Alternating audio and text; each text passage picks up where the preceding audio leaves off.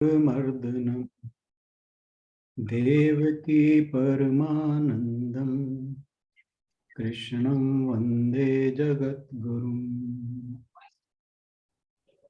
सभी को बहुत बहुत प्रणाम।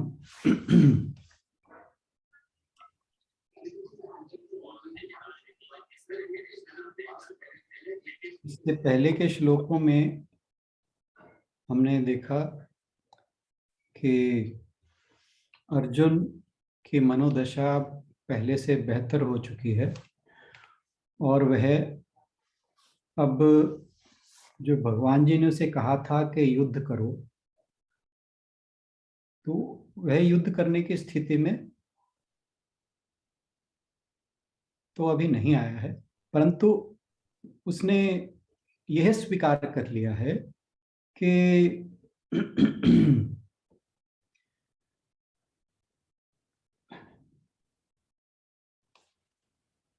मैं अब मोह की स्थिति में हूं और सही और गलत यानी उचित अनुचित का भेद ना कर पाने में सक्षम, भेद कर पाने में सक्षम नहीं हूं। तो इसलिए आप मुझे अपना जो मेरे लिए श्रेष्ठ हो वह बताइए, जो मेरे लिए कल्याणकारी हो वह बताइए, और मैं आपका शिष्यत्व ग्रहण करता हूं और आपकी शरण ग्रहण करता हूं। और इसके बाद फिर उसने कहा कि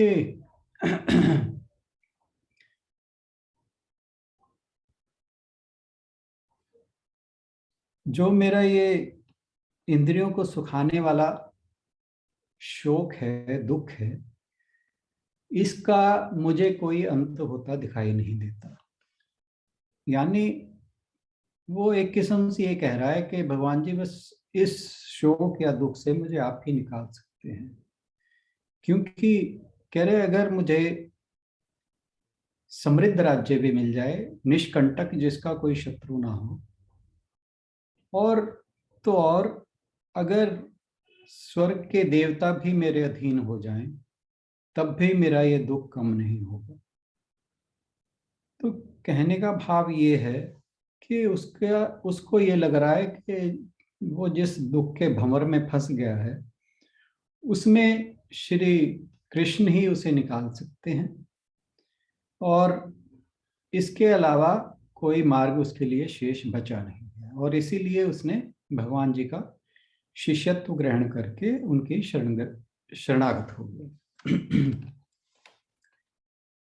और इस तरह जब उसने भगवान जी से कहा, तो उधर जो लाइव टेलीकास्ट चल रहा था, यानी जो संजय धृतराष्ट्र जी को वो आंखों देखा हाल बता रहे थे युद्ध का, तो फिर संजय राजा धृतराष्ट्र से कहते हैं, और वो जो कहते हैं वो इस अगले श्लोक में आया है। कोई बोलेगा ये श्लोक? संजय उवाच एवं उक्त्वा ऋषिकेशं गुडाकेशः परन्तप नायोत्से इति गोविन्द मुक्त्वा तूष्णीं बभूवः।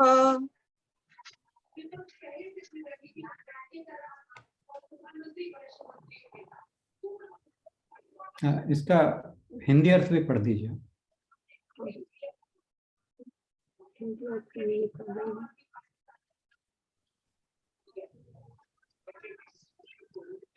संजय ने कहा, इस प्रकार कहने के बाद शत्रुओं का दमन करने वाला अर्जुन कृष्ण से बोला, हे गोविंद, मैं युद्ध नहीं करूंगा, और चुप हो गया।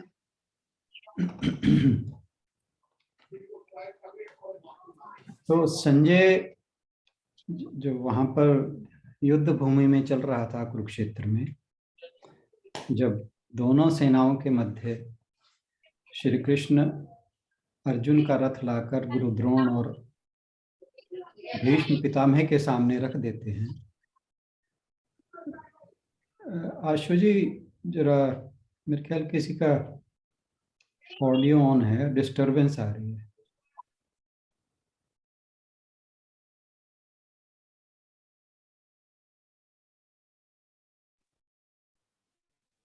थैंक यू सर आप अनम्यूट कर लीजिएगा। हाँ मैंने कर लिया। तो जब दोनों सेनाओं के मध्य श्री कृष्ण अर्जुन का रथ रोक देते हैं, तो वहां पर जो वार्तालाप चल रहा है वो संजय धृतराज से बता रहा है, और फिर संजय अब उन्हें बता रहा है धृतराष्ट्र को कि एव मुक्त्वा ऋषिकेशम, कि भगवान श्री ऋषिकेश से, ऋषिकेश यानी जो इंद्रियों का स्वामी हो, तो ये श्री कृष्ण के लिए कही गई है बात। भगवान श्री कृष्ण को ऋषिकेश भी कहते हैं, और इसका अर्थ होता है जो इंद्रियों का स्वामी हो, यानी मन और इंद्रियां जिसने अपने वश में कर रखी हो। तो भगवान जी वे हैं जो मन और इंद्रियों को दोनों को अपने वश में रखते हैं और उनके स्वामी हैं। और उन श्री कृष्ण से गुड़ाकेश परम तपा, गुड़ाकेश अर्जुन के लिए यहाँ पर शब्द प्रयुक्त हुआ है। गुड़ाकेश का अर्थ है कि जिसने निद्रा पर विजय प्राप्त कर लिया, यानी वह बिना सोए कितने ही दिन तक रह सकता है। और दूसरा वर्ड यहाँ पहले भी वो जो यूज हो चुका है, परम तपा, जिसके नाम से शत्रु भी घबराते हैं। और उस अर्जुन ने यह कहा, न युद्ध से इति गोविंदम, के हे गोविंद अब मैं युद्ध नहीं करूंगा। और उक्त्वा तूषणीम बभूवः, यानी कि ऐसा कहकर अर्जुन अब मौन हो गया, चुप हो गया। अब पहले तो उसने ये कहा कि भगवान जी मैं मोह में पड़ गया हूं, धर्म सम्मूढ़ चेता, और आप मेरे लिए जो श्रेष्ठकर मार्ग हो वही बताएं।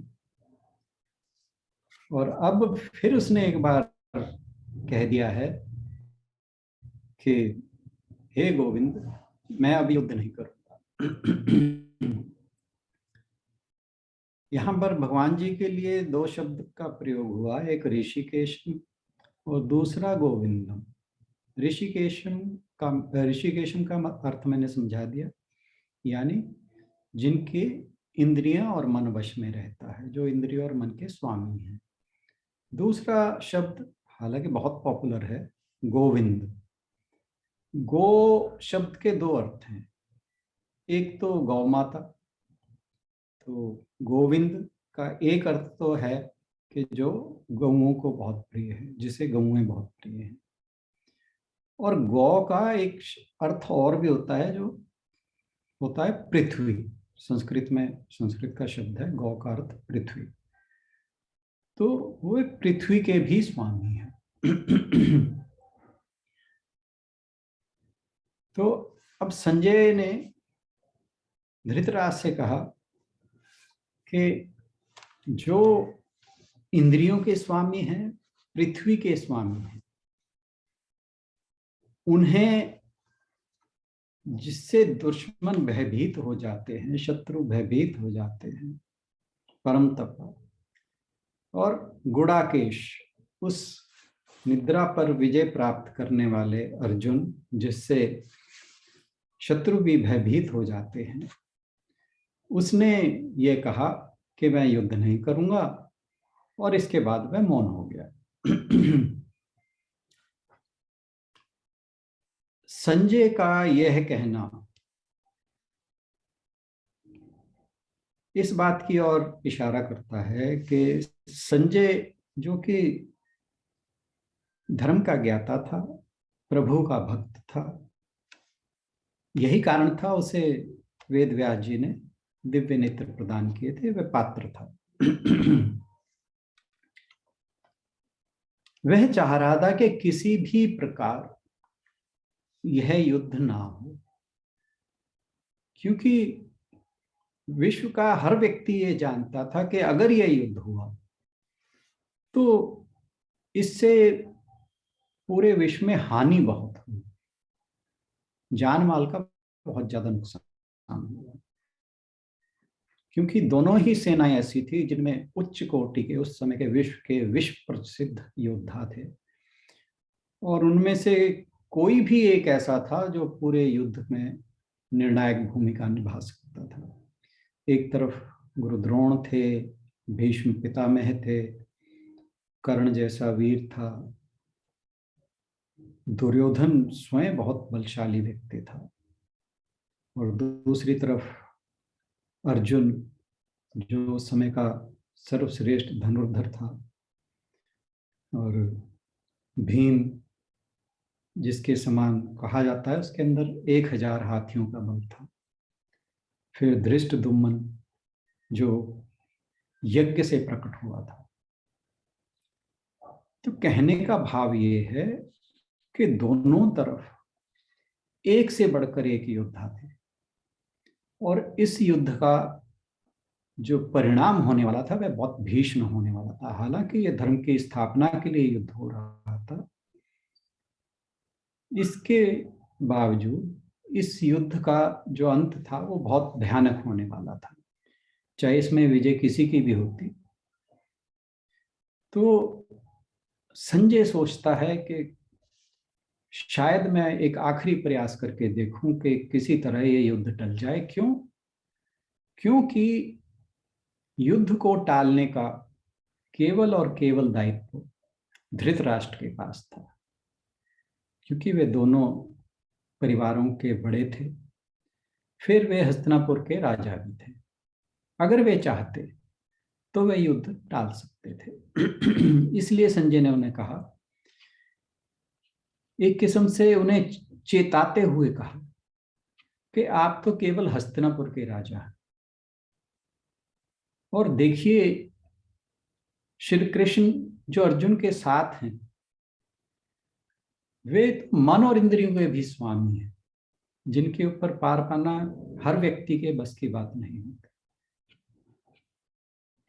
और दूसरी ओर वे पृथ्वी के भी स्वामी हैं, और जिसके वे साथ हैं उसके नाम से शत्रु भी भयभीत रहते हैं, और उसने निद्रा पर विजय पा रखी है। वो ऐसा योद्धा है कि बिना सोए कई दिनों तक लड़ सकता है।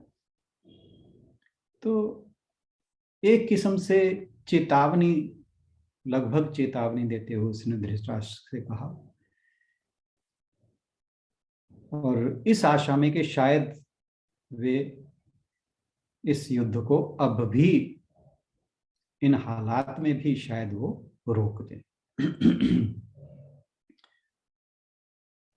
क्योंकि संजय को ऐसा लगा कि जब प्रथम अध्याय के लास्ट श्लोक में, आखिरी अंतिम श्लोक में अर्जुन के हाथ से गांडीव गिर गया और वो रथ में बैठ गया, तो धृतराष्ट्र को लगा था कि जब पांडव सेना का सबसे प्रमुख योद्धा ही युद्ध में भाग नहीं लेगा तो उसके पुत्र का विजयी होना लगभग निश्चित है।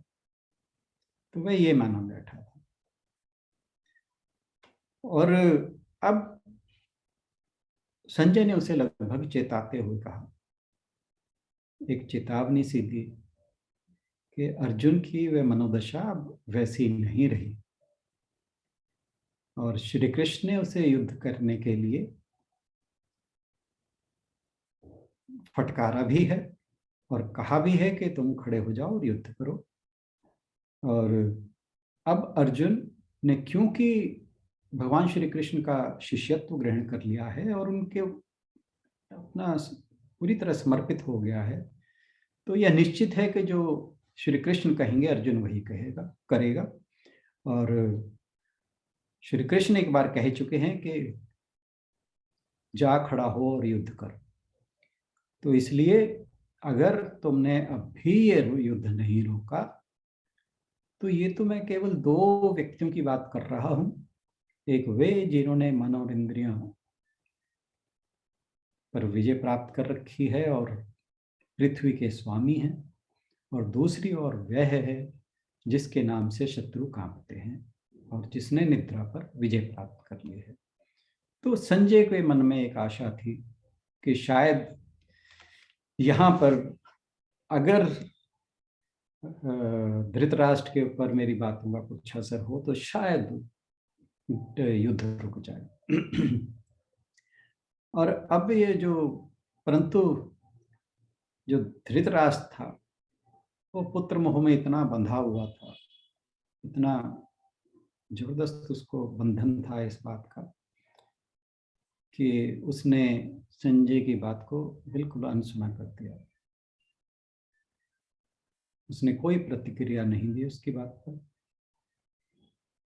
और अब हम वापस श्लोक के ऊपर आते हैं। श्लोक में कहा कि अर्जुन भगवान से ये कह के कि मैं युद्ध नहीं करूंगा मौन हो गया। अब मौन होने का अर्थ यहाँ पर ये नहीं लगाना चाहिए कि उसमें कोई नेगेटिविटी आ गई, कोई नकारात्मक भावना आ गई। उसका मौन होना इस ओर इशारा करता है कि अब उसकी जो मानसिक स्थिति है, मनोदशा है, वो हालांकि पूरी तरह सामान्य नहीं हुई है, लेकिन अब मौन व्यक्ति तभी होता है जब उसके मन में कुछ शांति का प्रादुर्भाव होता है। तो यानी उसके मन में कुछ शांति, तो उसका मन कुछ तो शांत हुआ है। और उस शांति का कारण है जो उसने कार्पण्य दोषो उपथ स्वभाव वहां कहा कि पृच्छामि त्वाम धर्म सम्मूढ़ चेता, कि मैं अब उचित और अनुचित का विवेक करने के योग्य नहीं हूं। और इसलिए भगवान से कहा कि मुझे निश्चय ही वह बताइए जो मेरे लिए श्रेष्ठकर हो। तो उसकी मानसिक स्थिति अब बेटर हो चुकी है, क्योंकि अगर उसकी मनोदशा वैसी ही रहती तो वह कल्याण का मार्ग ना पूछता, वो ये कहता कि जो मेरे फायदे का मार्ग हो वो होता है। उसने फायदे का मार्ग नहीं पूछा, अपने लाभ के लिए उसने कुछ नहीं पूछा। उसने यह पूछा कि जो मेरे लिए कल्याण का मार्ग हो वह बताएं। तो भगवान से उसने प्रार्थना यही की है कि मुझे आप मेरे कल्याण का मार्ग सुझाएंगे। और अब यहाँ पर वह मौन हो गया है, तो यानी अब वह प्रभु से अपेक्षा कर रहा है कि वे उसे उसके कल्याण का मार्ग बताएंगे। तो ये ऐसा ही है, इस मौन को हमें ऐसा ही समझना चाहिए जैसे एक कक्षा के अंदर या क्लास के अंदर जब कोई शिक्षक आता है, कि टीचर आता है और अपना लेक्चर शुरू करने वाला होता है, तो सारी क्लास जो है मौन हो जाती है और ध्यान से बैठ जाती है कि जो अब उनके टीचर या शिक्षक कहेंगे उसे ध्यान से सुनना है। तो यहाँ पर मौन का अर्थ है कि वह अब तैयार है उस शिक्षा को ग्रहण करने के लिए जो भगवान जी उसे देने वाले हैं, और यूं कहें कि उसके माध्यम से पूरे प्राणी मात्र को देने वाले हैं। और यहाँ पर जो उसने ये कहा कि भाई मैं युद्ध नहीं करूंगा, तो उसका अर्थ भी यह लगाया जा सकता है कि वे कहना चाह रहा है कि जब तक आप मेरा भ्रम दूर नहीं करेंगे तब तक मैं युद्ध नहीं करूंगा। और ये अर्जुन ने जो वचन कहे हैं, ये ऐसा नहीं कि उनसे कुछ नाराज होकर या रुष्ट होकर कहे हैं, बल्कि इसलिए कहे हैं कि अब वह उस शिक्षा को पाने के लिए तैयार है। और वो भगवान जी से फिर अगले श्लोक में संजय कहता है, ये 10वां श्लोक पढ़ दीजिए जरा। तमुवाच। हाँ जी। तमुवाच ऋषिकेशः प्रहसन्निव भारत सेनयोरुभयोर्मध्ये विषीदन्तमिदं वचः। हे भरतवंशी, उस समय दोनों सेनाओं के मध्य शोक मग्न अर्जुन से कृष्ण ने मानो हंसते हुए ये शब्द कहे।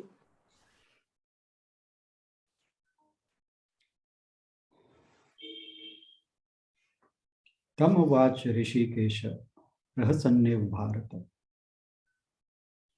यहाँ भारत वर्ड जो है वो धृतराष्ट्र के लिए यूज हुआ है, क्योंकि भरत कुल शिरोमणि थे, इसलिए उन्हें भारत कहा।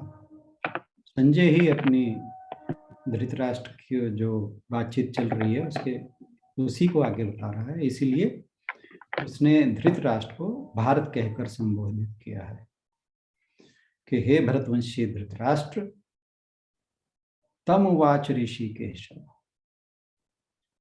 फिर उसने ऋषिकेश वर्ड यूज किया भगवान के लिए कि उन मन और इंद्रियों के स्वामी भगवान ऋषिकेश ने प्रसन्न भारत। प्रसन्न वर्ड के ऊपर काफी कमेंटेटर्स ने अलग अलग राय दी है अपनी,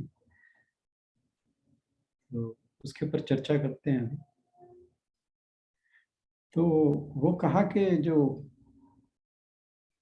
पांचों इंद्रियों को हम, जो कठोपनिषद में कहा गया है कि 5 अश्व घोड़े हैं शरीर रूपी रथ के, तो ऋषिकेश भगवान श्री कृष्ण हर समय उन अश्वों को अपने वश में रखते हैं। यानी उनका जो ध्यान है वो कभी भी इधर उधर नहीं होता, क्योंकि उन्होंने अपने मन और इंद्रियों को वश में कर रखा है, संपूर्ण नियंत्रण में रखते हैं। प्रसन्न भारत, लगभग हंसते हुए, सेनयोर उभयोर मध्य, दोनों सेनाओं के बीच में। पृष्ठभूमि देखिए क्या है, दोनों सेनाएं खड़ी हैं आमने सामने, युद्ध घोष हो चुका है, नगाड़े बज रहे हैं, शंख बज रहे हैं, ढोल ताशे बज रहे हैं, युद्ध का बिगुल बज चुका है, और उन दोनों सेनाओं के मध्य में ये वार्तालाप चल रहा है। और भगवान श्री कृष्ण जिन्हें ऋषिकेश क्यों कहा कि वो मन और इंद्रियों के स्वामी किस तरह से हैं कि ऐसे भयंकर कोलाहल में भी वे मुस्कुरा रहे हैं। युद्ध के दोनों सेनाओं के बीच में जहां ढोल नगाड़े शंख वाद्य सब कुछ बज रहा है, युद्ध की घोषणा हो चुकी है, और भगवान श्री कृष्ण हंस रहे हैं और हंसते हुए अर्जुन से अब आगे कहेंगे, विषीदंतम इदम वचः, उस विषाद में डूबे हुए अर्जुन से इदम वचा, ये वचन कहे। तो इन वचनों के तो अगले श्लोक में बात होगी। तो प्रसन्न जो शब्द का प्रयोग हुआ है, तो कुछ विद्वानों का तो मत है कि श्री कृष्ण को इस बात पर हंसी आ गई कि एक और तो अर्जुन कह रहा है कि मैं भ्रमित हूं और मेरा मार्ग दर्शन कीजिए, दूसरी ओर कह रहा है कि मैं युद्ध नहीं करूंगा, इससे पहले श्लोक में कहा। तो कि इस बात को लेकर भगवान जो हैं वे हंस पड़े, उनके मंद से हंसी आ गई। तो दूसरी ओर अन्य विद्वानों का मत है कि भगवान को लगा कि अर्जुन जिन बातों को लेकर इतना विषाद में है, शोक में है, वे तो बहुत ही सरल हैं, उन्हें तो वे चुटकियों बजाकर ही हल कर देंगे। तो कुछ विद्वानों का ये मत है कि उनके लिए तो ये बाएं हाथ का खेल है। और अर्जुन इस बात को लेकर इतना शोकाकुल है, इतना विषाद में है कि उसके हाथ से गांडीव ही छूट गया है, और वो भी अर्जुन जैसे योद्धा से। तो दूसरे लोग ये कहते, और दूसरे व्याख्याकारों ने यह भी कहा है। और एक जगह मैंने कुछ और भी पढ़ा कि जो व्यक्ति संसार में सांसारिक भोगों में व्यस्त रहता है, उसके मन में तो सदा शोक ही रहते हैं। और भगवान जो ऋषिकेश हैं, जो इन सब चीजों से ऊपर है, जिन्होंने अपनी इंद्रियां मन को वश में कर रखा है, वे सच्चिदानंद घन परमात्मा, उन्हें तो शोक उनके आसपास भी नहीं है, वे तो प्रसन्न ही रहते हैं। तो अलग अलग व्याख्याएं हैं, तो पर बात एक ही है कि प्रभु जो हैं वे इस पृष्ठभूमि में भी, युद्ध में वे मुस्कुरा रहे हैं। उनके हृदय में, उनके मन में ना कोई शोक है, ना कोई चिंता है, ना कोई भय है कि हम जो पांडव सेना है उसका प्रमुख योद्धा विषाद में बैठा है। उन्हें कोई फर्क नहीं पड़ रहा, वो इन सब चीजों से ऊपर है। तो इसीलिए उनके चेहरे पर सदा ही एक मुस्कान बनी रहती है। और एक बात और भी हो सकती है कि आपको ध्यान होगा कि जब अर्जुन ने कहा था कि प्रभु मेरे रथ को श्री कृष्ण आप दोनों सेनाओं के मध्य में ले चलिए, जहां मैं अपने विरोधियों की सेना में कौन कौन हमारे समक्ष युद्ध को खड़े हुए मैं उन्हें देख लूं। और भगवान ने बहुत ही समझदारी का प्रयोग करते हुए अर्जुन का रथ जो है वो भीष्म और द्रोण के सामने लाकर खड़ा कर दिया। और वे जगत के स्वामी हैं, अंतर्यामी हैं, उन्हें पता था कि ये परिस्थिति कभी ना कभी तो आएगी। तो इसलिए उन्होंने उस रथ को गुरु द्रोण और भीष्म के सामने रख दिया, ताकि जो भविष्य में कहीं ऐसा सामना दोनों का हो जाए तो फिर उस परिस्थिति से पहले ही निपट लिया जाए। और जब वह परिस्थिति आ गई तो श्री कृष्ण के चेहरे पे मंद से मुस्कान आ गई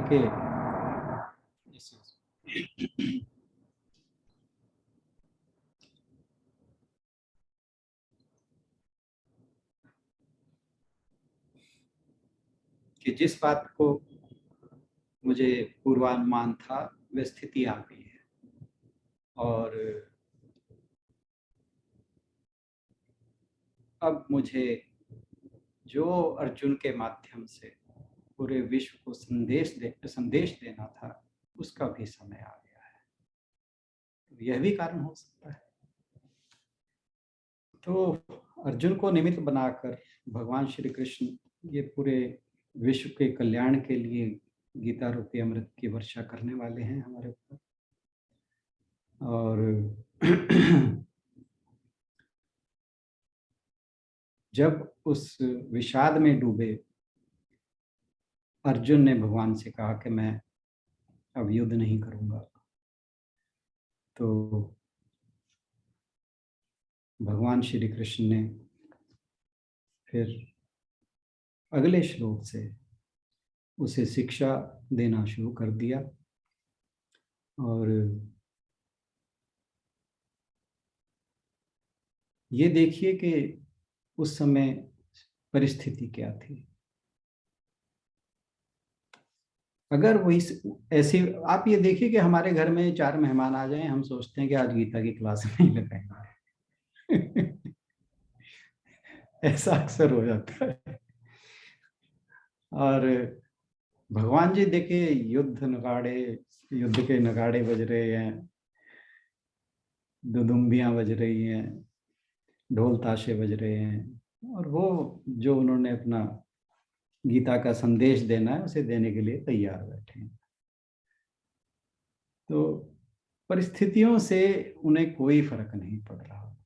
वो ना ही परिस्थिति के अनुकूल होने का कोई इंतजार कर रहे हैं कि भाई ये थोड़ा शोर शराबा दब जाए तो मैं फिर अर्जुन को, जो इसने कहा है कि मेरा भ्रम दूर कीजिए, तब मैं वो शिक्षा इसके लिए शुरू करूं ना।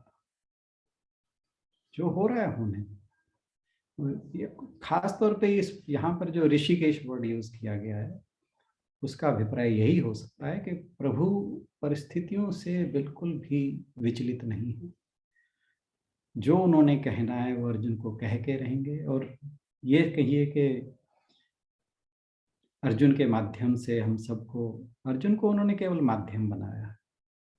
कहना तो उन्होंने पूरे प्राणी मात्र को है, सारे जगत के मानव मात्र को संदेश देने के लिए ही ये परिस्थितियां उत्पन्न हुई हैं। तो कहने का भाव ये है कि उनके मन में एक शुभ संकल्प था, इसीलिए वे बिना विचलित हुए अर्जुन को ज्ञान देने के लिए तत्पर हैं। क्योंकि अगर आपका संकल्प शुभ है तो कभी भी परिस्थितियां आड़े नहीं आ सकते। यहाँ पर यह भी कहने का भाव है इस श्लोक में। भृतहरि नीति शतक में भी कहा गया है कि प्रारब्धते न खलु विघ्न भये, प्रारब्धते न खलु विघ्न भये नीचः, प्रारब्धे विघ्न विहिता विरमन्ते मध्या, विघ्नै पुनः पुनरपि प्रतिहन्यमानः, प्रारब्ध मुत मजना न प्रतिजन्ति। यानी जो नीच प्रकार के मनुष्य हैं वे तो आने वाली बाधाओं के डर मात्र से ही किसी कार्य की शुरुआत नहीं करते, और जो मध्यम प्रकार के मनुष्य हैं वे कार्य की शुरुआत तो करते हैं लेकिन छोटी मोटी परेशानियों के आते ही काम को छोड़ देते हैं, अधूरा छोड़ देते हैं। प्रारब्ध उत्तम जना न प्रतिजन्ति, परंतु उत्तम मनुष्य ऐसे धैर्यवान होते हैं जो बार बार विपत्तियों के घेर लेने पर भी बार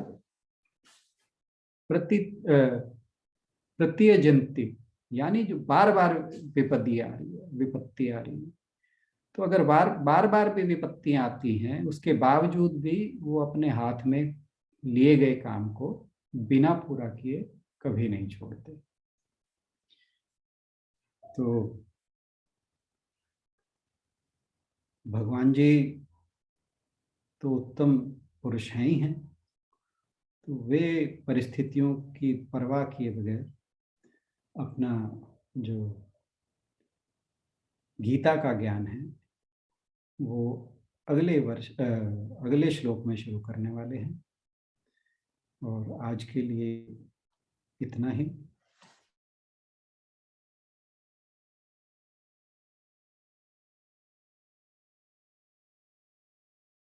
करेंगे।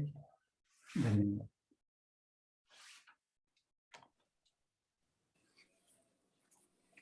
राणा सर का बहुत बहुत धन्यवाद आज की चर्चा के लिए। और सर ने 3 कारण बताए कि क्यों मुस्कुराए कृष्ण जी। तो मुझे तो सबसे अच्छा कारण तीसरा वाला ही लगा कि उन्हें समझ आ गया कि बस अब इसका समय आ गया है, अब ये बात मानेगा मेरी, इसका मोह अब दूर हो गया है और वो अब उस स्टेज में आ चुका है कि जहाँ ये मेरी बात को, जब तक कोई सुनने को ही जैसे सर भी बार बार कहते हैं कि जब तक हम किसी को कोई बात सुनने को तैयार ही नहीं है या अपनी डेवलपमेंट करना ही नहीं चाहते हैं जब तक, तो तब तक कुछ भी हमारे ऊपर असर नहीं कर सकता। तो इसीलिए वो मुस्कुराए। आप लोगों को कौन सी चीज अच्छी लगी आप जरूर शेयर करें। सभी से रिक्वेस्ट। सर को थैंक यू। कल मैं एक ही श्लोक लूंगा और थोड़ा सा लंबा होने वाला है। कोशिश करूंगा मैं भी टाइम से आऊं। आपसे भी गुजारिश है कि आप भी समय से थोड़ा 1-2 मिनट पहले ही आए क्योंकि कल का श्लोक लंबा होने वाला है, क्योंकि पहला श्लोक है गीता के ज्ञान का, तो थोड़ा सा विस्तार से उसकी चर्चा करेंगे।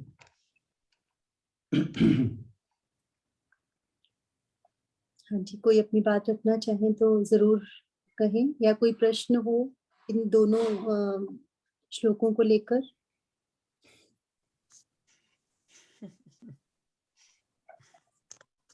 संगीता जी। नमस्कार सर और सबको नमस्कार। हाँ जी, मैं सर एक श्लोक में तो अर्जुन कह रहे हैं कि मैं आपकी शरण में आता हूँ और मुझे आप मेरे कल्याण का, जो मेरे लिए कल्याणकारी है, वो बताएं। और अभी जो ये 9th श्लोक है उसमें वो कह रहे हैं कि मैं युद्ध नहीं करूंगा। तो जब शरण में आ गए तो उसके बाद निर्णय लेने का अधिकार कितना को रह जाता है शरणागत को? बिल्कुल भी नहीं रह जाता। तो जैसे हम रोज मुझे ये बात मुझे भी हंसी आ रही थी, इस बात पे अपने ऊपर हंसी आ रही थी कि हम लोग रोज ओम जय जगदीश रे रात को आरती गाते हैं और उसमें रोज बोलते हैं तन मन धन सब कुछ है तेरा, तेरा तुझको अर्पण कुछ ना लागे मेरा। तो अर्पण अगर एक बार कर दिया तो उसको बार बार मतलब हम अगले दिन फिर वापस ले लेते हैं, फिर उसको बोलते हैं। तो मतलब वो सिर्फ शब्दों से है। तो मुझे मतलब मैं वहां चली गई। उसमें हम ये भी कहते हैं विषय विकार मिटाओ। पर ये भी कहते हैं ना धन। तो मुझे लगा कि इसमें अर्जुन ने जी सर। हाँ, इसमें मैंने थोड़ा सा क्लियर करने की कोशिश की थी इस बात को, मेरे दिमाग में भी आई थी बात कि शायद अर्जुन ये कहना चाह रहा है कि अब जब तक आप मेरा भ्रम दूर नहीं करेंगे तब तक मैं युद्ध नहीं करूंगा। इसको इस तरह से लिया जा सकता है, मतलब शरण में आ गया हूँ, अब मेरा भ्रम करने की जिम्मेदारी भी आपकी है। आपकी है। अब उसके बाद ही मैं युद्ध करूंगा, क्योंकि वह मौन हो चुका है। मौन का मतलब ये कि वह अब तैयार है कि भगवान जी अब क्या कहेंगे मेरा भ्रम दूर करने के लिए। तो ये भी मेरे पास अब और कुछ नहीं है कहने को, अब मैंने कह दिया जो कहना था। ये भी ये अर्थ लिया जा सकता है ना। बिल्कुल कि अर्जुन ने ये बोल दिया कि अब और कुछ नहीं है मेरे पास कहने को, आप कहोगे जो कुछ कहोगे। क्योंकि उसकी मानसिक स्थिति तो मतलब अच्छी है ही नहीं ना। हाँ, वो सर वही मैं अच्छी बात ये है कि वो अब अपनी जो मानसिक स्थिति है उसे समझ चुका है। ये अच्छी बात है, ये अच्छी बात है कि 47वां श्लोक जो था पिछले अध्याय का, पहले अध्याय का, स्थिति उसकी तब भी यही थी। परंतु अब जमीन आसमान का अंतर ये है कि उस समय वो एक बड़े हाई पेडेस्टल पे बैठा कह रहा था कि नहीं ये तो सब बेकार है, धर्म ये तो धर्म के खिलाफ है, ये है वो है। अब उसे ये एहसास हुआ है कि नहीं, कुछ तो है जो मैं गलत सोच रहा हूँ। तो परिस्थितियों में फर्क है, पर मनोदशा तो अभी उसकी सामान्य नहीं है, पर पहले से बहुत बेटर हो चुकी है। और सर एक बात और भी, मतलब हम मतलब उस लेवल तक तो पहुंचने का सपना भी नहीं देख सकते।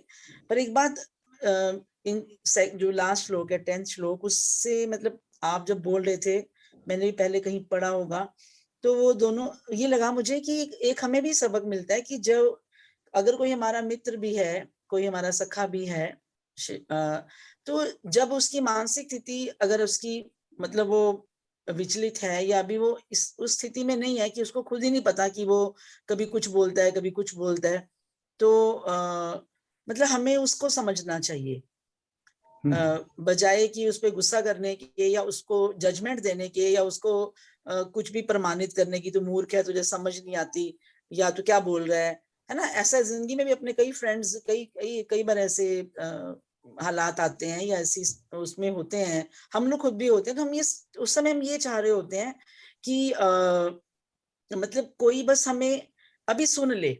वो गालिब का शेर है ना, ये कहाँ की दोस्ती है कि बने हैं दोस्त वाइज, कोई गम गुजार हो, कोई चारा साज होता, कोई गम गुजार होता। तो मतलब कृष्ण जब ये क्या, तो वाइज मतलब सारे सिर्फ उपदेश देने वाले ही बन गए और कोई सुनने वाला नहीं है। तो वो बात मुझे वहां एकदम वो स्ट्राइक की कि मतलब अगर हम दुख में हैं तो हम ये एक्सपेक्ट करते हैं जो हमारा हम ख्याल होता है उससे कि वो सुन ले बस मुझे अभी फिलहाल, और वो कंपैशनेट हो हमारे लिए। हाँ, बस वो मुझे अभी फिलहाल बस मेरी बात सुन ले, मेरे और सुन के मुझे समझ जाए, मुझे मेरे शब्दों से नहीं तोले, मेरे भावों को, मेरे उनको समझे, मेरी दुविधा को समझे। तो मतलब कृष्ण का अर्जुन के को समझाने के बाद भी जब अर्जुन का ये कहना कि मैं युद्ध नहीं करूंगा, तो कृष्ण का मुस्कुराना ये भी शायद इस और भी शायद संकेत करता है कि नहीं मैं तुझे सुन रहा हूँ, तू बोल अभी, फिर बाद में मैं बोलूंगा। हाँ, एक बार तो प्रभु ने से लताड़ से ही दिया कि तू क्या कर रहा है, हालांकि तब भी उन्होंने उस पर नाराज नहीं हुए। उसको उस लताड़ केवल में ये भी प्यार याद कर, हाँ, उसको केवल ये याद कराया तू क्या है और तू क्या क्या व्यवहार कर रहा है, क्या आचरण कर रहा है, तब भी इतनी बात कही। और मेरे ख्याल से शायद वो भी जरूरी होता है जब कोई इस तरह के अवसाद की स्थिति में हो जी, कि एक बार थोड़ा सा बोल डांट के उसको फिर प्यार से समझाया जाए, तो शायद मेरे ख्याल से वो बेटर इफेक्ट होता है उसका। बिल्कुल सर, मे बी नहीं वो जरूरी भी होता है क्योंकि दोनों तरह का बैलेंस ट्रीटमेंट देने की जरूरत होती है। क्योंकि मैंने ऐसे बहुत से मतलब लोगों से वास्ता बड़ा, खुद भी उसमें से गुजरे हैं कि कभी कभी अवसाद हमें इतना आसान रास्ता लगने लगता है कि हम अवसाद की आड़ में भी जो है वो बचते हैं। बिल्कुल, अवसाद में उतना घेरा नहीं होता जितना हम उसकी आड़ ले रहे होते हैं। एस्केप तो रूट क्योंकि अवसाद, देख रहे होते हैं उसमें। हाँ जी सर, मैंने कहा एस्केप रूट देख रहे होते हैं हम उसमें। हाँ जी, हाँ जी। तो उसमें लताड़ पड़ जाए किसी अपने की तो फिर झकझोरे जाते हैं हम, तो वो जरूरी भी होता है। थैंक यू सर, मैंने शेयर करना था। Thank you, thank you, thank you. कोई और अपनी बात रखना चाहे तो? सुमन बहन जी आई थी मुस्कुराते हुए, कुछ कहने? नहीं सर, सब कुछ बोल ही दिया उन्होंने, मेरे को कुछ बोलने की जरूरत ही नहीं पड़ती। सब कुछ आप समझा ही रहे हो। वही बात तो आ जाके वही है कि बस करना तो तूने वही है अर्जुन जो मैं कहूंगा, पर ठीक है तू पहले सुना ले अपनी व्यथा, मैं तेरी व्यथा सुन रहा हूँ और सुनते सुनते सुनते सुनते तेरी व्यथा जब खत्म हो जाएगी तो तब तेरे को मेरी बातें समझ आनी शुरू होगी। यही मेरे को तो यही लग रहा है जो भी है। तो पहले सुनते हैं, पूरे का पूरा उसका दुख सुन रहे हैं, वो है जिस भी अवस्था में है उसका पूरा सुन रहे हैं कि हाँ तू बोल, तू धर्म की परिभाषा बोल, तू कुछ भी बोल, मैं सुन नहीं रहा हूँ। तभी मुस्कुरा रहे, वही मेरे को भी तभी उन्होंने सब कुछ क्लियर कर ही दिया। आपने पहले क्लियर किया था, उन्होंने भी आगे वही, जैसे बच्चे भी तो ऐसा ही, कुछ बच्चे ऐसी कोई बात करते हैं हम सुनते नहीं है। यही यहाँ पर भी हमारे हालांकि एक मिनट, बहुत से कमेंटेटर जो हैं वो पहला अध्याय के ऊपर कमेंट्री नहीं करते। भगवान शंकराचार्य ने भी कमेंट्री 10वें श्लोक से शुरू की हुई है गीता जी की, मतलब दूसरे अध्याय के 9 श्लोक भी स्किप कर दिए उन्होंने और पहला अध्याय पूरा ही। तो कहते हैं इसके ऊपर चर्चा की जरूरत नहीं है, परंतु इस पे चर्चा की ज्यादा जरूरत है सर। बिल्कुल वो हमारे हिसाब से ज्यादा जरूरत है। क्योंकि वहां पे हमें सारी समझ आ रही है, हमें बच्चों को कैसे मतलब ट्रीट करना है, या कोई दुखी है उसको कैसे ट्रीट करना है। बच्चों की तो बाद की बात है जी, पहले तो अपने आप को देखें, खुद को भी। वो कहते नहीं चैरिटी बिगिंस एट होम। तो पहली शुरुआत तो हमें खुद से करनी है, ना कि बच्चे तो बाद में आएंगे। बच्चे तो हमें देख देख के अपने आप ही सीख जाते हैं। बच्चे हमसे ज्यादा स्मार्ट हैं। तो पहले तो हमें अपने आप को ठीक करना है और उसके लिए हमें बहुत से सबक मिल रहे हैं। ये पहले जो 9-10 श्लोक भी हैं, इनसे भी बहुत चीजें सीखने को मिल रही है कि अगर कहीं मानसिक अवसाद आ जाए या कोई परिस्थिति हमें भ्रमित करने वाली खड़ी हो जाए तो उसमें हमारा व्यवहार कैसा होना चाहिए, या हमारे परिवार में कोई मित्रगण उसके साथ हो जाए तो भी हमारा व्यवहार कैसा होना चाहिए। तो सीखने को बहुत कुछ था, अभी तक भी बहुत कुछ था। और फिर जो कल से बात होगी वो तो भगवान जी अमृत वर्षा करने ही वाले हैं, वो तो हम सबके लिए, वो तो उसके तो ऊपर कमेंट करना ठीक नहीं। नहीं जी, सर, और कोई? खुद जब बंदा अवसाद में होता है तब उसको कोई समझ में नहीं आती, ये यहाँ पे हम गलत हैं। जब हम नहीं खुद बिल्कुल अवसाद में हैं या खुद है प्रॉब्लम में, तब तो समझ ही नहीं आएगी कि क्या गीता ज्ञान चल रहा है, नहीं क्या नहीं चल रहा है। नहीं नहीं नहीं नहीं नहीं नहीं। आप इससे मैं बताता हूँ क्या समझ सकते हैं कि आप अवसाद में जाने से बच सकते हैं इन चीजों को Yes. सीख के। ठीक है ना? तो ये हमारे लिए हाँ बहुत जी बड़ा सर, सबक ये है। ठीक। हाँ, कि हमारे लिए बहुत बड़ा ये सबक ये है कि सर, हम गीता अवसाद में जाने से कैसे बचें। ये बचने का कॉन्फिडेंस भी बढ़ता है हमारा सर। बिल्कुल प्रारब्ध बिल्कुल बिल्कुल की स्थिति आ रही है तो उससे हमें बचने का कॉन्फिडेंस बहुत बढ़ता है। गीता यही तो सिखा रही है। बिल्कुल बिल्कुल। Sir thank you very much for wonderful explanation. Sir इतना आनंद आ रहा है ना, बातें तो वो ही हैं पर मतलब इतना आनंद आ रहा है ना कि बता नहीं सकते। मुझे ज्यादा अपनी मानसिक स्थिति के अंदर मतलब ऐसे तो कभी किसी ने नहीं बताया, तो लगता था मुझे कि ज्यादा तो है तो मुझे सही। ज्यादा आ रहा है। मैं तो हमेशा कहता हूँ कि मैं ज्यादा सीखता हूँ। वही ना, अपनी सिखाने की मानसिक बजाय। स्थिति को समझना जरूरी है। और वो सर हाँ बहुत जी, एक एक शब्द। बिल्कुल। हाँ। बस मैं तो वही कहा करता हूँ कि हमें अगर गीता का एक श्लोक पकड़ लें और उसी पे ही सिर्फ कंटेम्पलेट करते रहें, और उसी में जो कहा गया है सिर्फ एक श्लोक ही जो कह रहा है उसे अपने जीवन में उतार लें, तो शायद इतने मात्र से ही हमारा जीवन जो है वो सार्थक हो जाएगा। हाँ जी, वाकई। सर इसके साथ साथ एक चीज जो मैं नोटिस कर रही हूँ, उसमें अर्जुन एक्सेप्ट कर रहा है कि वो स्थिति में नहीं है, तो एक्सेप्टेंस भी बहुत जरूरी है। अगर हमारे माइंड में कोई ऐसा कंफ्यूजन या कॉन्फ्लिक्ट चल रहा है किसी तरह का, तो पहली चीज तो ये कि एक्सेप्ट करना उसको कि हाँ आप Yes, कहीं you're गलत right. है, हाँ, कोई डिस्क्रिपेंसी है आपके थॉट्स में, तो तभी कोई भी आपकी हेल्प कर पाएगा। And then only you are also prepare to take the help. Yeah, certainly. You see कि till last chapter he was listening to, or trying to listen, or not prepared to listen to God. वहां तक तो वो सिर्फ, मैंने कहा ना, एक बड़े हाई पेडेस्टल पे बैठ के बात नहीं कर रहा था, और यहाँ पे फिर उसे रियलाइज हुआ, और जैसे ही उसे रियलाइज हुआ तो उसकी मानसिक दशा चेंज हो गई। तो ये तो जरूरी है। हमारे साथ समस्या सबसे बड़ी यही है कि हम अपनी गलती को ही स्वीकार नहीं करते, क्योंकि हम सुधरेंगे तभी, पहले तो ये तो पता लगे कि हम गलती कर रहे हैं। अगर हम यही सोच के बैठे हैं कि हम गलती नहीं कर रहे, तो वो स्थिति बड़ी भयानक हो जाती है। फिर आपके अंदर सुधार की कोई गुंजाइश तर्क तो जब हम अर्जुन के भी सुनते हैं ना, तो वो भी ऐसे ऐसे निकाल के, वो धर्म के ज्ञान के ऐसे ऐसे निकाल के दे रहा है तर्क कि हाँ बिल्कुल, मैं बिल्कुल ठीक, मैं बिल्कुल सही बोल रहा हूँ कृष्ण, मैं बिल्कुल ऐसा हूँ, ऐसा हो जाएगा, ऐसा हो जाएगा, वर्ण शंकर हो जाएंगे, सब कुछ तर्क कहाँ से निकाल के दिया है। अगले श्लोक में भगवान जी सीधा उसका यही प्रहार करने वाले हैं उसकी बात पे। बिल्कुल। और वही हम अगर लाइफ से रिलेट करें तो हम लोग भी तो ऐसा ही करते हैं, कहीं पे भी गलती हो या कुछ भी है तो फटाफट, नहीं जी हमें उसने कहा ऐसा हुआ है, ऐसा हुआ है, बस यही रिलेट करते हैं लाइफ से। तो हाँ, गीता तो बिल्कुल फिर हमें बिल्कुल। सिखाएगी। हमारा कोई भी गलती हो, सबसे पहले हमारा जो डिफेंस मैकेनिज्म है वो एक्टिवेट होता है। हम उसको कैसे डिफेंड करना है, उसके लिए सबसे पहली तैयारी यही होती है, बजाय इसके कि हम ये रियलाइज करें कि हमारी गलती है। हम जब डिफेंड करना शुरू कर देते हैं उसको, तो उसका मतलब है कि हम ना तो गलती एक्सेप्ट कर रहे हैं, और ना ही हम अपने अंदर चेंज लाने के लिए तैयार है।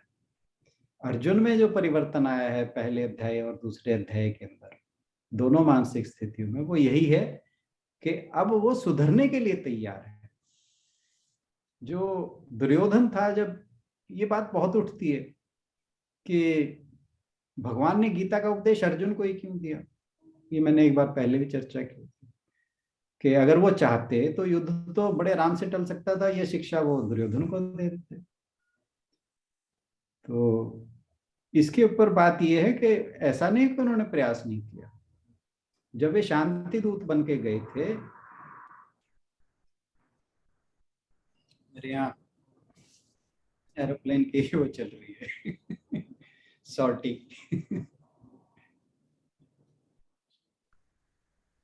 सर समर्पण भाव जरूरी है, हमारा समर्पण भाव का नहीं, तभी यही तो यहाँ पे यही तो चर्चा हो रही है कि समर्पण तो अर्जुन ने कर दिया, मैं शरणागत हो गया, शिष्य बन गया प्रभु, और मुझे बताओ, पर पूर्ण समर्पण जब तक नहीं होगा तब तक तो हमें पूरी समझ आएगी नहीं। पूर्ण समर्पण हम भी तो यही करते हैं। हाँ भाई ठीक है, जैसे आप बता रहे हो चलते हैं, नहीं ना साथ कर रहे, समर्पण तो हो रहा है लेकिन प्यार भी करना चाहिए। नहीं नहीं नहीं नहीं, समर्पण करते हैं पर फिर भी ये चाहते हैं हमारी इच्छा, हम ये चाहते हैं हो यही, हाँ जी गुरुदेव जैसा आप चाहते हो, भगवान जैसा आप चाहते हो वैसा ही होना चाहिए, पर फिर साथ में हमारी कंडीशंस अप्लाई, साथ में लिखा होता है छोटा सा जैसे स्टार आता है ना, कंडीशंस अप्लाई, तो हमारी साथ में कंडीशंस होती हैं कि नहीं नहीं मैं तो चाहती हूँ ये हो, मैं तो चाहता हूँ वैसा हो वैसा हो, ये कंडीशंस अप्लाई जिस दिन खत्म हो जाएंगी तो फिर तो वैसे ही हम यही, इसको ही बोलते हैं मोक्ष। इसका आप दूसरा पक्ष भी समझने की कोशिश करें कि अगर वो पूर्ण रूप से समर्पण कर देता तो फिर हमें गीता का ज्ञान कहाँ से सुनने को मिलता।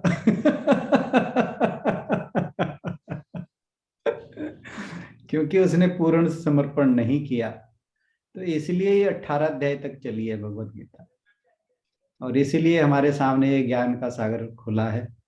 और अगर वो वहीं पे बात खत्म हो जाती तो it was done and dusted. और बाकी दुर्योधन की तो है, वहां पे उसको कौन सा उसको भी तो भगवान ने विराट स्वरूप अपना दिखाया, पर वो हाँ तो तब भी मैं लेके बैठ गया। वो बात बीच में ही रहेगी। तो जब प्रभु श्री कृष्ण दुर्योधन के पास गए तो उन्होंने जाके कहा कि तू जो कर रहा है वह धर्म नहीं है। तो उसने जो एक श्लोक बोला था कि जाना में धर्मम न च में प्रवृत्ति, जाना में अधर्मम न च में निवृत्ति, कि मैं धर्म को जानता हूं पर मेरी उसे मानने में प्रवृत्ति नहीं है, और दूसरा कि मैं अधर्म को भी जानता हूं पर उससे मेरी निवृत्ति नहीं होती, और कहा मेरे अंदर कुछ है ऐसा जो मुझे सिर्फ और सिर्फ जो अधर्म है वही करने के लिए प्रेरित करता है। तो अब हालांकि उसने बड़ी स्पष्टता से कह दिया, परंतु अगर वो मान जाता तो युद्ध ना होता। उसे पता है कि धर्म क्या है, उसे ये पता है कि मैं गलत रास्ते पर जा रहा हूं, और हमारे साथ भी ऐसा होता है। कई बार हम ऐसा काम गलत कर रहे होते हैं जिसका हमें पता होता है कि गलत है, और फिर भी करते हैं। अंदर खाने हमारा अंतःकरण बता रहा होता है कि जो तू कर रहा है ये गलत है, और फिर भी करते हैं। बहुत बहुत चीजें हैं ऐसी। आप क्रोध कर रहे हैं, आपको एकदम से थोड़े भी अवेयर है, आपको लगेगा कि नहीं करना नहीं चाहिए, फिर भी करते हैं। ऐसी और भी चीजें हैं, बहुत सी चीजें हैं जो हमें पता होता है कि हम गलत कर रहे हैं, फिर भी करते हैं। तो एक दुर्योधन तो हमारे अंदर भी है। सर वो कहते हैं ना कि जैसे हमारे विचारों पे अपना चेक रखना चाहिए, क्योंकि विचार ही संस्कार बनते हैं, और वो संस्कार ही मिलके स्वभाव बनता है, और स्वभाव तो भगवान भी नहीं बदल सकते। तो इस संदर्भ में ही है कि दुर्योधन के विचार ही उसके संस्कार और वही उसका स्वभाव है, उसको पता है। और दूसरी बात जो आप 3-4 दिन पहले विंडो ऑफ अपॉर्चुनिटी की बात कर रहे थे कि अगर वो उसने वो मिस कर दिया तो फिर उसका जो निर्णय है वो अपने प्रारब्ध से प्रेरित है, विवेक से प्रेरित नहीं है। तो वो यहाँ पे हम उसको रिलेट कर सकते हैं। बिल्कुल, वो संस्कार जो है ना फिर वो हावी होते हैं, हावी हो गया। अगर आपने वो विंडो ऑफ अपॉर्चुनिटी मिस कर दी, फिर तो जो आपके मन में उसे विंडो ऑफ अपॉर्चुनिटी था और उसने उसको मिस कर दिया, मतलब तो उसने विवेक का प्रयोग ना करके अपने स्वभाव से प्रेरित होकर उसने निर्णय लिया। तो हम सबके साथ भी यही होता है। ये कहो कि उसने वो विंडो ऑफ अपॉर्चुनिटी मिस की और अपने नाश का कारण बनाया। तो ये भी ध्यान रखना चाहिए कि whenever we miss the window of opportunity, we are doomed to peril. Sir यही आ गया ना फिर, जैसे बोलते हैं कि हाँ जी लिखा ही हुआ है प्रारब्ध में, कई लोग तो ये भी बोलते हैं ना लिखा है तो होना तो वैसा ही है, तो हम कुछ भी क्यों चेंजेस लाएं। तो यहाँ ये इसका आंसर आ गया ना जो बोला इन्होंने, यही आंसर हो गया कि हाँ भाई लिखा प्रारब्ध में ये लिखा है, ऐसा भी हो सकता है, इस वे पे जाएगा तो ऐसा चलेगा, इस वे पे जाएगा तो ऐसा चलेगा। नाटक में तो हम हैं ही, नाटक ही कर रहे हैं हम लोग, यहाँ पे आए हुए हैं, जो भी है हमारी लाइफ लिख के भेजा हुआ है नाटक में, हमें अलग अलग रोल मिले हैं। तो भगवान ने रोल के साथ ये भी है कि कैसा कैसा रोल तू निभाएगा उस हिसाब से तेरा आगे रोल लिखा जाएगा। नेक्स्ट लाइफ की तो बात है। हमें प्रारब्ध भी दिया है, परंतु हमें कर्म करने की छूट भी दी है।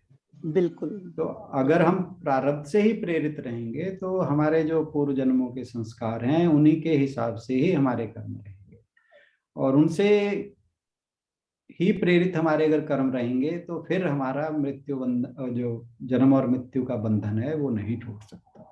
वो तभी टूटेगा जब हम संस्कारों से प्रभावित ना होकर अपने विवेक से प्रभावित होकर निर्णय लें।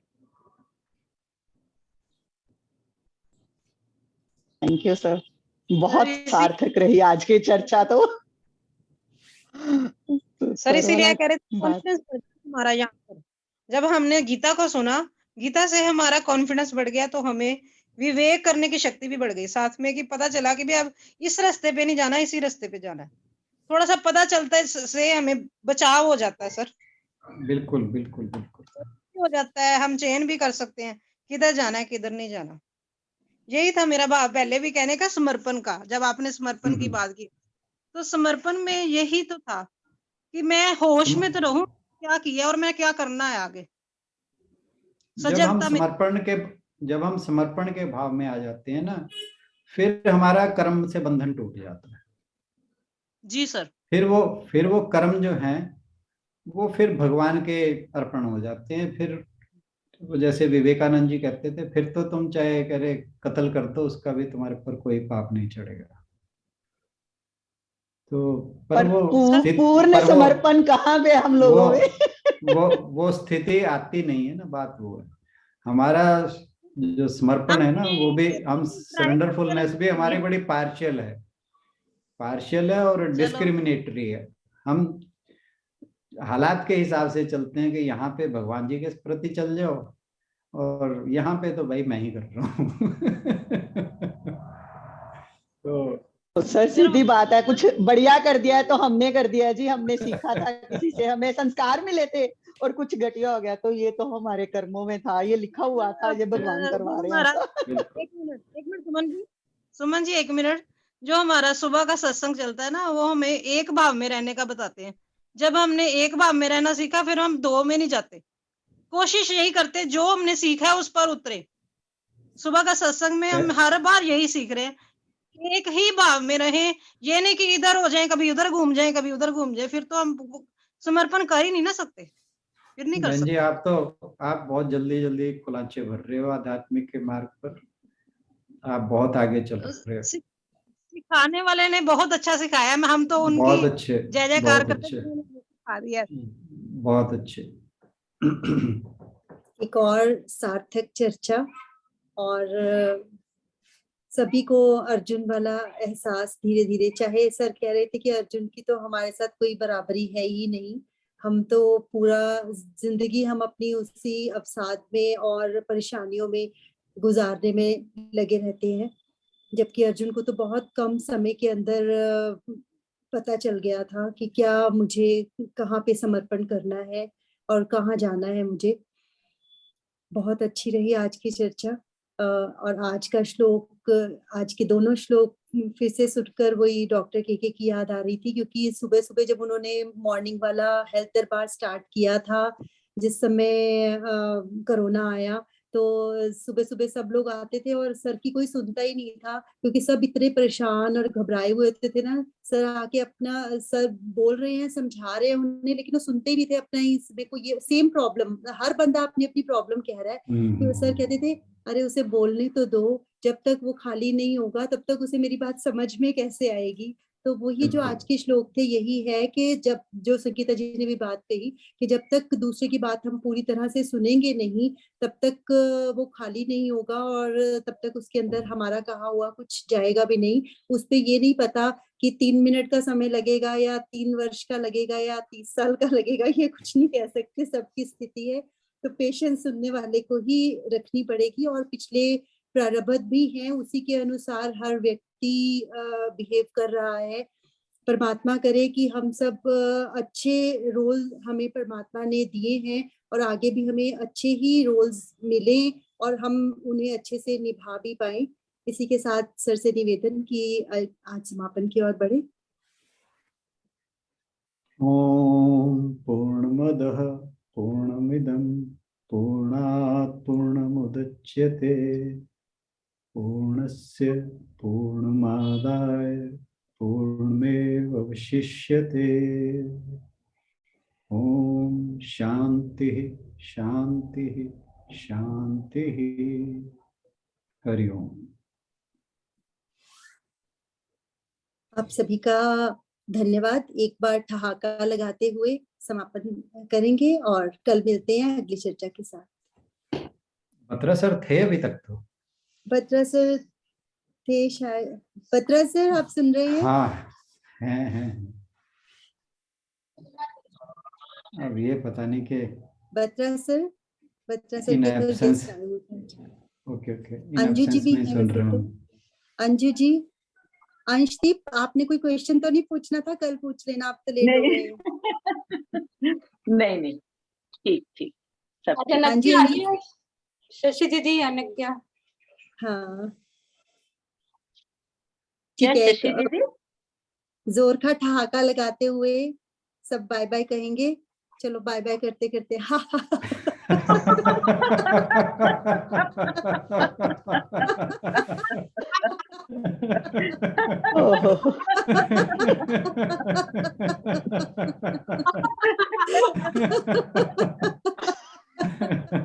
एक हरियाणवी बच्चा कहता है अपने पापा को। आज शशि दीदी ने ज्वाइन किया है। सब पूछ लो शशि दीदी कब आ रहे हैं वापस। सुनो चुटकुला सुना रहे हैं वो दीदी हंसने के लिए चुटकुला सुना रहे हैं। नहीं पहले अंजू, हाँ जी बहन जी की अंजू जी चुटकुला सुनाए। हाँ जी सुनाइए हेलो, जी। मैंने कहा एक हरियाणवी बच्चा अपने पापा को कहता है कि बापू तूने आख्या था ना कि अगर तू पास हो जाएगा तो तेरे को एक गाड़ी दिवाऊंगा। वो बोला हाँ आखा था। तो बोला कि तेरे पैसे बच गए।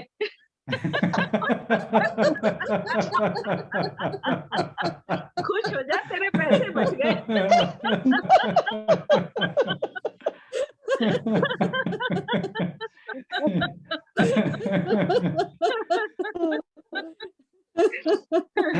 अंजू दीदी एक आप ना वो बुक लिख लो, अपनी जोक्स की कलेक्शन करो। ठीक है, ये इधर उधर से जाने वाले जोक्स हैं। शशि दीदी से निवेदन की एक बार अनम्यूट करके सबको हेलो हाय बोल दी। सब और लोग अपने दर्शन कराए अपने। आपने उदास कर दिया हमको। बहुत मिस कर रहे हैं शशि जी, बहुत ज्यादा। हाँ जी, वेलकम टू एवरीवन। नमस्कार जी। जय श्री कृष्णा जी। बहुत ज्यादा मिस कर रहे हैं। मैं करूंगी शुरू थोड़ा सा दिन आ जाओ। फिर दूसरे तीसरे दिन मैं कहूँ मैंने आना नहीं, मेरे को थोड़ा अच्छा नहीं लगता, इसलिए मैं लॉन्ग लीव पे ही रहूं। बड़ा ही मन कोई बात नहीं, ऐसे ही अपनी शक्ल दिखा दिया करो, आओ या ना आओ, बीच में हाय हेलो कर दिया करो। बीच में एक दिन आ गए, ये ठीक बात है। बहुत बहुत थैंक्स गुलशन जी और आशु जी, ये जो सरप्राइज दिया, अनघा तो हैरान रहेगी। मैं गई भी, मेरे को भी नहीं पता था।